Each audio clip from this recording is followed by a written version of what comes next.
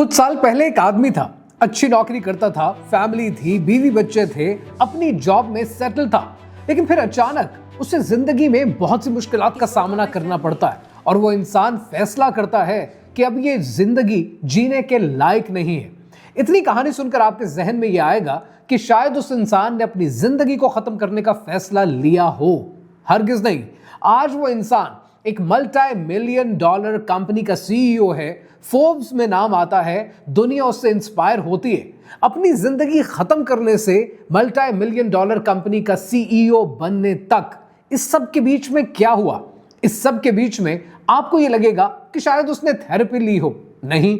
शायद कोई मिरेकल हो गया हो, नहीं। शायद जिंदगी का कोई नया सबक मिल गया हो, नहीं। उसके हाथ एक किताब लगी, एक ऐसी किताब कि जिसने उसकी जिंदगी पलट कर रख दी, क्योंकि जिंदगी पलटने के लिए सोच बदलना जरूरी होता है और किताबें सोच बदलती है। सोच आपके फैसले बदलती है और फैसले आपकी जिंदगी बदलते हैं। 2026 का आगाज है और 2026 में ऐसी 5 किताबें कौन सी हैं जो आपको पढ़नी चाहिए, क्योंकि ये 5 किताबें ऐसी हैं जो दुनिया के वर्ल्ड लीडर्स, बिलियनर्स, सीईओज, सब पावरफुल लोग ये किताबें पढ़ते हैं और ये किताबें आपकी सोच बदल सकती हैं। लेकिन यहां पर एक बात आपने और नोट करनी है कि इन 5 किताबों में से एक किताब ऐसी भी है जो अमेरिका की प्रिजन्स में, अमेरिका की जेलों में बैन है, क्योंकि ये किताब इतनी पावरफुल है कि इसको पढ़ने के बाद जेलों में मौजूद कैदी मैनिपुलेटिव हो गए थे और गार्ड्स को मैनिपुलेट करते थे। कैसे, वो सब आपको मैं बताता हूं, लेकिन पहले यह समझना जरूरी है कि आज पाकिस्तान में हर साल कितने स्टूडेंट्स ऐसे हैं जो अपने एग्जाम्स में फेल होते हैं, कितने लोग ऐसे हैं जो नौकरियों के इंटरव्यूज में रिजेक्ट हो जाते हैं और कितने कारोबार ऐसे हैं जो हर साल बंद हो जाते हैं। लेकिन यही रेशो आप अगर अमेरिका की देखें तो अमेरिका में सक्सेस रेट पाकिस्तान के सक्सेस रेट से 3 गुना ज्यादा है। क्या फर्क है? इंसान वही है, 24 घंटे वही है, इंसान का दिमाग वही है, फर्क है माइंडसेट का। और माइंडसेट को बदलने के लिए सबसे पावरफुल टूल ये किताबें होती हैं। तो आज इन 5 किताबों की बात करते हैं, क्योंकि हर किताब की अपनी कहानी है, हर राइटर की अपनी एक दास्तान है। कहानी क्या है, आइए समझते हैं।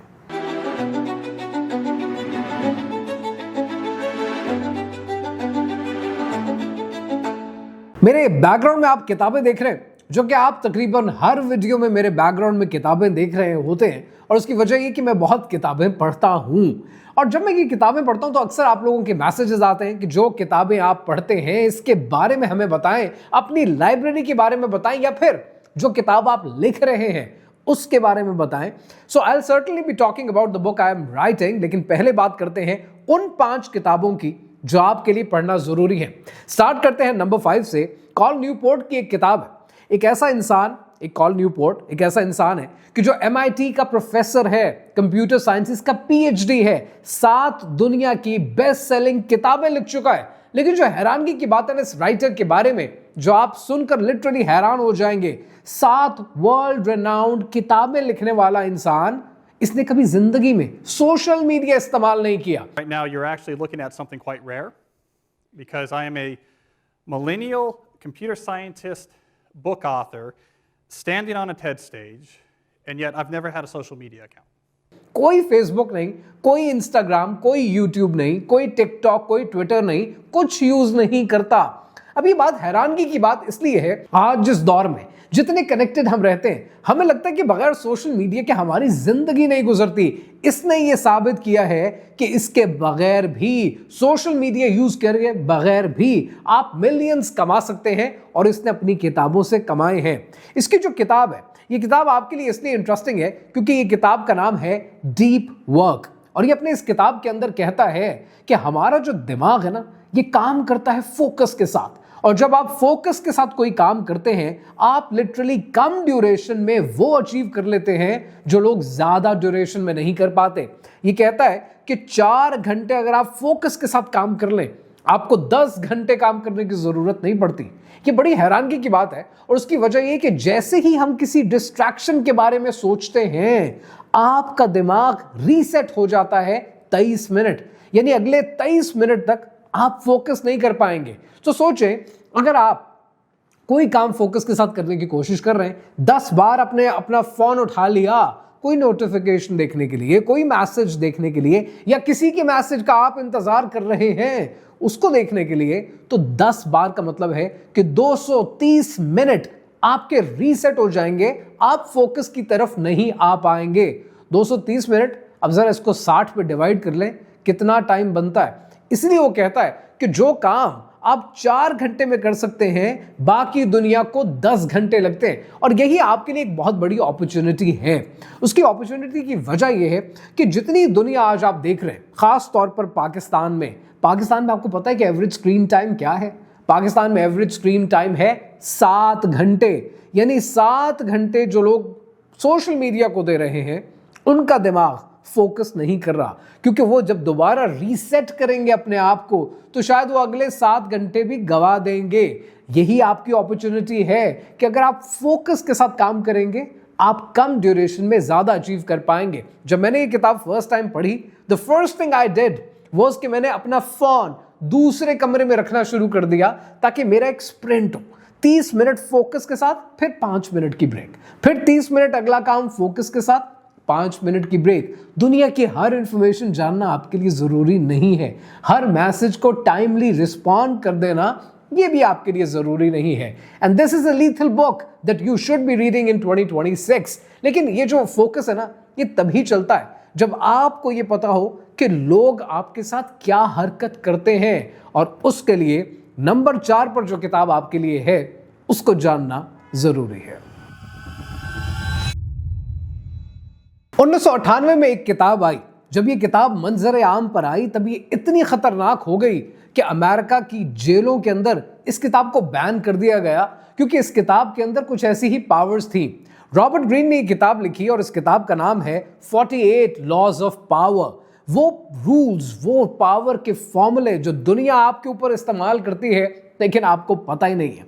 जब ये किताब आई तो इस किताब के राइटर ने ये बताया कि उसने 3000 साल की रिसर्च इकट्ठी की है दुनिया के लीडर्स के ऊपर, डिक्टेटर्स के ऊपर, टायरेंट्स के ऊपर, और उसने ये देखा है कि दुनिया के फॉर्मूले वही रहते हैं, सिर्फ लोगों के रोल्स, लोगों की शक्लें बदल जाती हैं। Power is something that's part of human nature.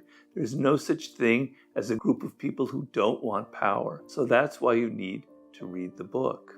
जो ताकत का फॉर्मूला क्लोपेट्रा ने इस्तेमाल किया, वही आज कॉर्पोरेट बोर्ड रूम्स में इस्तेमाल होता है। जो कुछ नेपोलियन ने फॉर्मूला इस्तेमाल किया, स्ट्रैटेजीज यूज की, वही आज स्टार्टअप फाउंडर्स यूज करते हैं। तो ताकत का फॉर्मूला नहीं बदलता, सिर्फ उसको बताने वाले, उसको सीखने और समझने वाले बदल जाते हैं। जब ये किताब मंजर आम पर आई, अमेरिका की जेलों के अंदर जहां इनमेट्स को अलाउड होता है कि वो किताबें रख सकते हैं, लाइब्रेरी से ले सकते हैं, पढ़ सकते हैं, लोगों ने पढ़नी शुरू कर दी। जब कैदियों ने ये किताबें पढ़ी तो कैदियों ने इस्तेमाल करनी शुरू कर दी ये मैनिपुलेटिव स्ट्रैटेजीज। किसके ऊपर? जितने गार्डियंस मौजूद थे जेल के ऊपर। और उन्होंने देखा कि जेल को मैनेज करना हमारे लिए मुश्किल हो रहा है, क्योंकि हमारे जितने गार्ड्स हैं ये मैनिपुलेट हो रहे हैं इनके हाथों।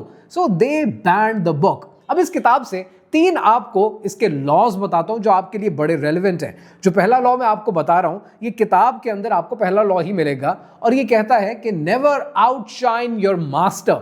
अब बहुत से लोग जो पाकिस्तान में मौजूद हैं, नौकरियां करते हैं, आप इसको समझ पाएंगे कि कभी भी अपने बॉस से ज्यादा अक्लमंद और इंटेलिजेंट साबित अपने आप को करने की कोशिश मत करना। अक्सर आपने ये देखा होगा, मीटिंग के अंदर एक नया नौजवान, एक नया एम्प्लॉय आता है, बड़ी जबरदस्त पार्टिसिपेशन करता है, लेकिन उस पार्टिसिपेशन के नतीजे में बॉस की ईगो हर्ट हो जाती है और नेक्स्ट टाइम उसे कॉर्नर कर दिया जाता है, प्रमोशन किसी और को दे दी जाती है। ये बड़ा कॉमन है पाकिस्तान में। मुझे एक वाकया याद आ रहा है, बहुत पुराना। जब मैंने अपना करियर शुरू किया था लॉन्ग टाइम अगो, और उस करियर में जहां मैं नौकरी कर रहा था, मेरे एक सीनियर थे। उन सीनियर ने छुट्टी पे जाना था, तो उन्होंने बॉस के लिए, जो हम दोनों के कंबाइंड बॉस थे, उनके लिए एक एप्लीकेशन लिखी। एप्लीकेशन में उन्होंने लिखा कि I had been thinking about, जो भी उन्होंने बात लिखनी थी। मैंने वैसे जब पढ़ी, मैंने कहा सर गलती कर रहे हैं, यहाँ हैड बिन नहीं होगा, यहाँ हैव बिन होगा। मैंने वैसे ही मशवरा दे दिया, तो उन्होंने पता आगे से क्या कहा, उन्होंने कहा मुझे पता है कि ये गलती है, और ये कहकर वो अंदर चले गए और मुझे कहने लगे देखना भी क्या होगा। मैंने कहा ओके। जब वो अंदर लेकर गए एप्लीकेशन को बड़े बॉस के सामने, बड़े साहब के सामने, बड़े साहब ने एप्लीकेशन देखी और उन्होंने पेन उठाया रेड कलर का क्योंकि ये ईगो को रिप्रेजेंट करता है। और उन्होंने कहा ये हैव बिन होता है, हैड बिन नहीं होता, अंग्रेजी नहीं आती तुम्हें, जाओ अप्रूव कर दिया, छुट्टी हो गई। फाइन। जब वो बाहर आए मैंने कहा ये किया क्या आपने, ऐਵੇਂ ही अपनी बेइज्जती करवाई आपने। तो कहने लगे कि भाई तुमने ये देखा कि मेरी छुट्टी अप्रूव हो गई, बॉस को उसकी ईगो मिल गई, मुझे मेरी छुट्टी मिल गई। So this is how this book tells you कि ये फॉर्मूला आपके लिए बड़ा कारआमद साबित होता है। इसी तरह एक और फॉर्मूले पे ये बात करते हैं जो इस किताब के अंदर आपको नंबर 4 पे मिलेगा, मेरे लिए ये नंबर 2 है आपके लिए। और ये फॉर्मूला कहता है कि always say less than necessary. आपने ये देखा है कि पाकिस्तानी कौम, मीन हैसुल कौम, और ये पूरे साउथ एशिया पे भी अप्लाई होता है, हम ओवर शेयरर्स हैं। हम हर बात जरूरत से ज्यादा एक्सप्लेन करते हैं, जरूरत से ज्यादा बताते हैं, जिसको नहीं भी बतानी होती उसको भी बताते हैं, जो मशवरे नहीं भी मांग रहा होता हम उसको भी जाकर मशवरे देकर आते हैं। उससे नतीजा पता है क्या निकलता है, आपकी इंफॉर्मेशन और आपका डेटा हर एक के पास मौजूद होता है। दुनिया के पावरफुल लोग, दुनिया के बिलियनियर्स, वर्ल्ड लीडर्स, दुनिया के सीईओज, वो अपनी इंफॉर्मेशन नहीं शेयर करते, वो सुनते ज्यादा हैं, बोलते कम हैं। नतीजतन वो डिसीजंस अच्छे ले पाते हैं। नेल्सन मंडेला के बारे में आपने ऑलरेडी सुन रखा है कि मीटिंग में सबसे आखिर में बोलो ताकि सबका डेटा आपके पास मौजूद हो। और यही वली अल्लाह की निशानी भी होती है, जो कम खाते हैं, कम बोलते हैं और कम सोते हैं। फिर तीसरा फॉर्मूला इस किताब का, जो कि इस किताब का फॉर्मूला नंबर या लॉ नंबर 48 है, पावर का लॉ, और वो कहता है कि पानी की तरह फॉर्मलेस रहो, बहते रहो, फ्लेक्सिबल रहो। जितनी दुनिया में आपने लोगों को देखा है कि जो अडेप्ट कर लेते हैं, आज वो वर्ल्ड लीडर्स में मौजूद हैं। आज आपने उन पॉलिटिशियंस को भी देखा है जो वक्त के साथ साथ अपने आप को अडेप्ट नहीं करते, वो रिडंडेंट हो जाते हैं, दुनिया उनके साथ चलना नहीं चाहती है। वजह क्या है? वजह यह है कि आप जितने फ्लेक्सिबल होंगे, आप अपने आप को वक्त के साथ साथ मोल्ड करते जाएंगे। और ये जानना बहुत ज़रूरी है। हज़रत लुकमान अलैहिस्सलाम ने कितनी अच्छी नसीहत की थी अपने बेटे को, और उन्होंने ये नसीहत की थी कि अपनी ज़मीन पर, इस ज़मीन पर अकड़ कर मत चलो, क्योंकि तुम अपने पाँव से ज़मीन को उखाड़ नहीं सकते। जितने फ्लेक्सिबल रहोगे उतना ही कामयाब रहोगे। लेकिन ये सब बातें तब वैलिड होती हैं कि जब जिंदगी की सबसे बड़ी रियलिटी आपको पता होती है, और वो है पैसा, कि पैसा काम कैसे करता है। And that's why the next book is about psychology of money. आपने रोनाल्ड रीड का नाम कभी सुना है? नहीं सुना होगा। उसकी वजह यह है कि कोई ऐसी काबिले शोहरत हस्ती तो थी नहीं। एक आम सा जेनेटर था, सफाई करने वाला, जो गैस स्टेशन के ऊपर भी नौकरी करता था। एक दिन 92 साल की उम्र में उसका इंतकाल हो गया। तो इसमें हैरानगी की बात क्या है? एक आम सा आदमी छोटी सी नौकरी करता था और वो गैस स्टेशन पे भी काम करता था, 92 साल की उम्र में फौत हो गया। लेकिन उसके बाद कहानी शुरू होती है, क्योंकि जब वो मर गया, उसके मरने के बाद उसकी विल खोली गई। तो आपको क्या लगता है उसके पास कितने पैसे निकले होंगे?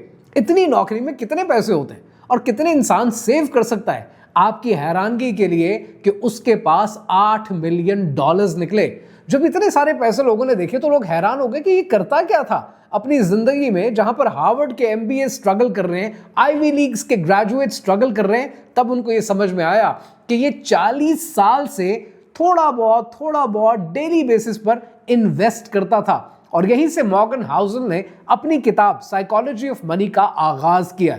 साइकोलॉजी ऑफ मनी में मॉर्गन हाउसल कहता है कि ये जो पैसा होता है ना, इसका मैथ के साथ इतना ताल्लुक नहीं होता जितना ताल्लुक इसका बिहेवियर के साथ होता है। और ये बात हम समझते नहीं है। रोनाल्ड रीड अपनी जिंदगी में मार्केट चढ़ गई पैनिक हो जाओ, मार्केट गिर गई पैनिक हो जाओ, डॉलर चढ़ गया पैनिक हो जाओ, डॉलर गिर गया पैनिक हो जाओ, वो ये सब कुछ नहीं करता था। वो मार्केट के उतार चढ़ाव पर परेशान नहीं होता था। वो रेगुलर बेसिस पर 40 साल डेली बेसिस पे मार्केट को स्टडी करके थोड़ा बहुत इन्वेस्ट करता था। और 40 साल के बाद उसको पता है क्या मिला?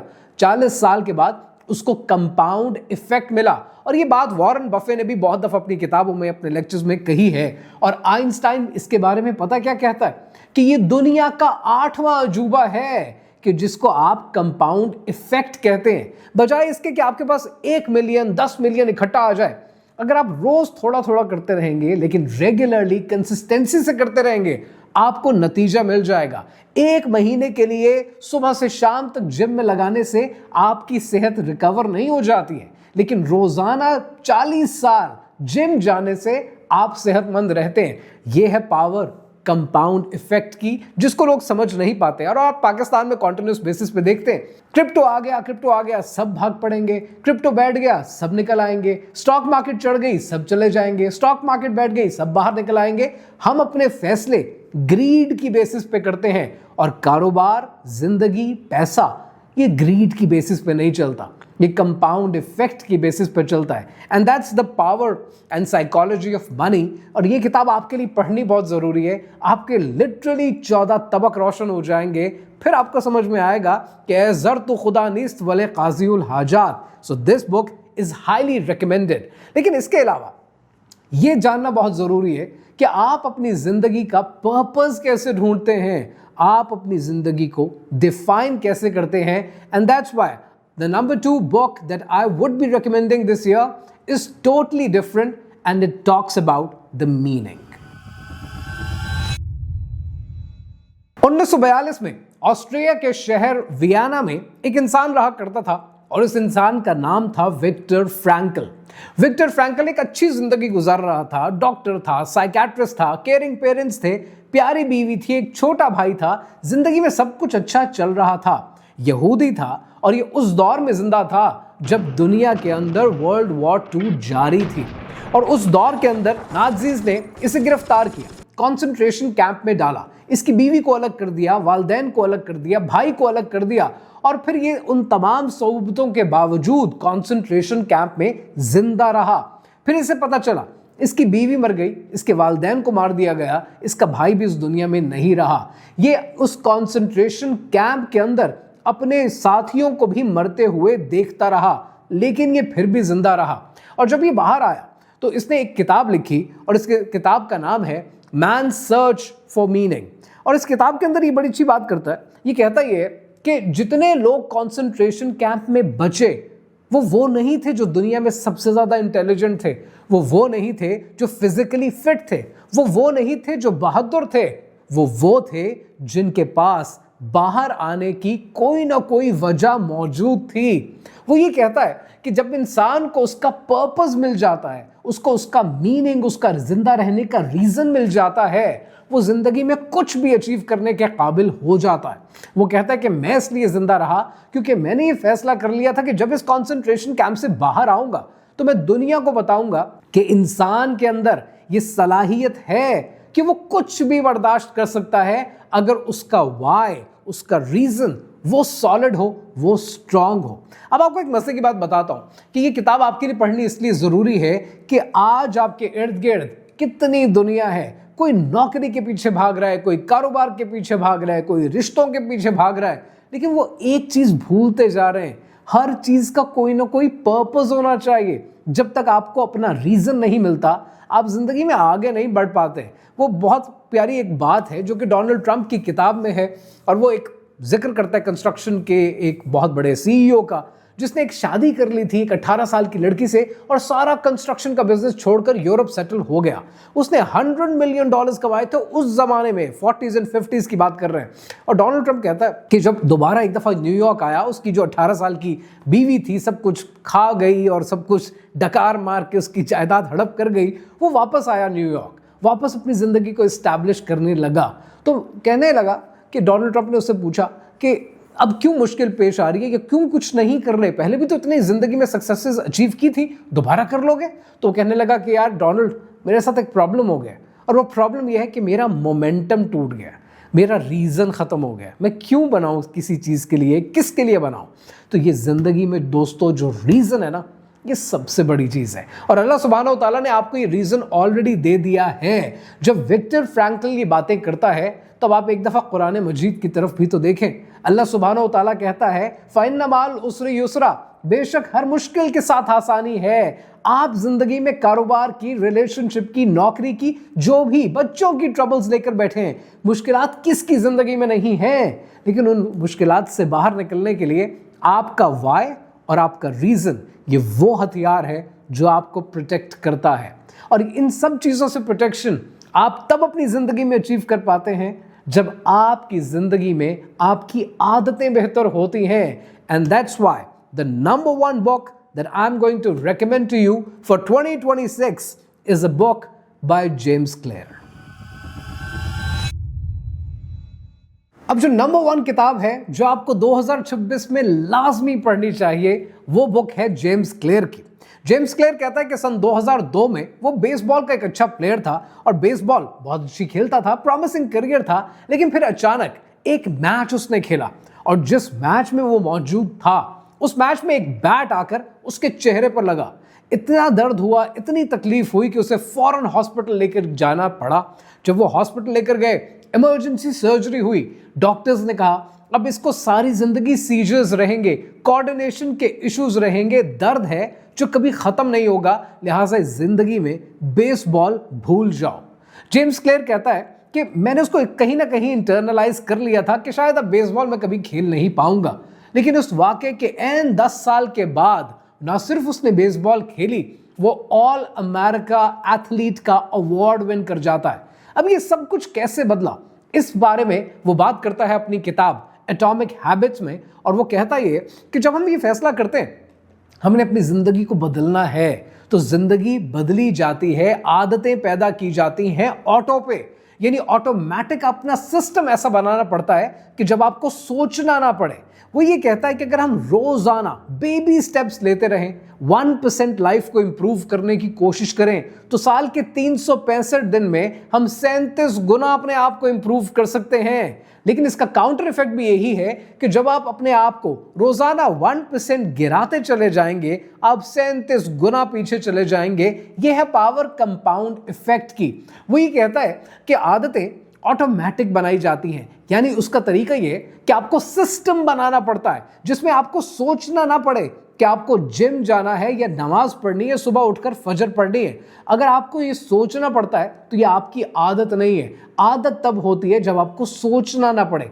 यानी अगर आपने सुबह फजर की नमाज पढ़नी है, बाजमात मस्जिद में जाकर पढ़नी है, तो उसका तरीका यह है कि आप रात को सोते फिर जल्दी हैं, फिर आप अपने कपड़े रेडी रखते हैं, आप वुजू का पानी तैयार रखते हैं। जब ये चीजें आहिस्ता आहिस्ता सिस्टम में कन्वर्ट हो जाती हैं, वो सिस्टम आपकी आदत बना देता है। ये कहने से नहीं हो जाता। 2026 के शुरू में सब कह रहे हैं इस साल ये कर दूंगा, इस साल वो कर दूंगा, लेकिन फिर हम आहिस्ता आहिस्ता एक एक महीना पीछे जाना शुरू हो जाते हैं और जितने ख्वाब होते हैं फिर कहते हैं ये भी नहीं हो पाएगा और ये भी नहीं हो पाएगा, अच्छा ये और ये तो नहीं हो पाएगा, शायद ये हो जाए, और फिर वो उतना भी नहीं हो पाता। वो ये बातें जब आपको ये बताता है अपनी किताब में, वो साथ ही साथ एग्जाम्पल्स बहुत अच्छी देता और वो एग्जाम्पल्स बड़ी ह्यूमनिस्टिक देता है और आपके लिए उसको मैं रेलेवेंट बना देता हूँ पाकिस्तानी इन्वायरमेंट में। आपने ये देखा है कि जब रमज़ान आता है तो सब लोग इबादत में लग जाते हैं, नमाज पढ़ते हैं, रोज़े रखते हैं, सदका देते हैं, ज़कात देते हैं, लेकिन वो पूरा इन्वायरमेंट इतना इनेबलिंग इन्वायरमेंट होता है कि हर कोई अपने टारगेट अचीव कर पाता है। लेकिन जैसे ही रमज़ान ख़त्म होता है पूरा एनवायरनमेंट बदल जाता है और सारी आदतें एकदम से गायब हो जाती हैं। वजह उसकी ये है कि हमने आदत बनाने की तो कोशिश की, हमने सिस्टम बनाने की कोशिश नहीं की।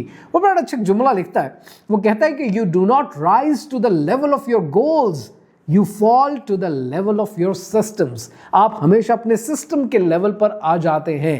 लिहाजा अच्छी आदतें अपनानी है, एटॉमिक हैबिट्स अपनी डेवलप करनी है, तो आपको रोजाना छोटे छोटे बेबी स्टेप्स लेने पड़ते हैं। अगर आपने मिसाल ले लीजिए, अगर आपने 12 किलो वजन कम करना है साल, तो इसका मतलब यह है कि आपको साल में 12 किलो कम नहीं करना, आपको जनवरी के महीने में 1 kg कम करना है। इसका मतलब यह है कि आपको एक हफ्ते के अंदर 250 ग्राम कम करना है। इसका मतलब यह है कि आपको आज जिम जाना है, कल से जिम नहीं जाना है। ये आप सिस्टम बनाते हैं तो आपकी आदतें बनती चली जाती हैं। अब जरा इन 5 किताबों को क्लोजली देखते हैं। डीप वर्क आपको फोकस समझाती है, 48 लॉज ऑफ पावर आपको पावर डायनामिक्स सिखाती है, साइकोलॉजी ऑफ मनी आपको सब्र सिखाती है।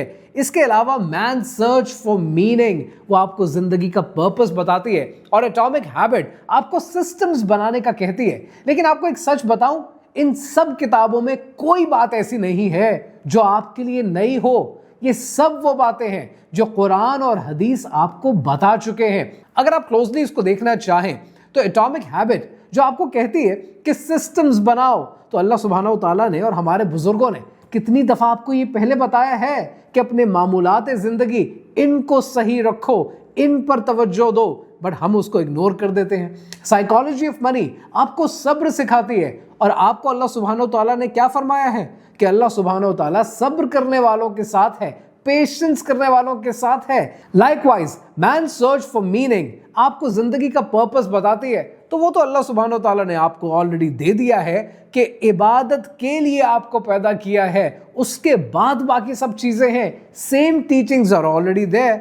लाइकवाइज 48 लॉज ऑफ पावर आपको पावर डायनामिक्स तो बताती है, लेकिन अगर आपको कुरान मजीद का इल्म हो तो आपको ऑलरेडी अल्लाह सुब्हानो तआला ने फिरौन की मिसाल देकर, नमरूद की मिसाल देकर, टायरेंट्स की मिसाल देकर आपको ऑलरेडी बता दिया कि ये लेसन्स मौजूद हैं, ये लेसन्स आपके सामने हैं।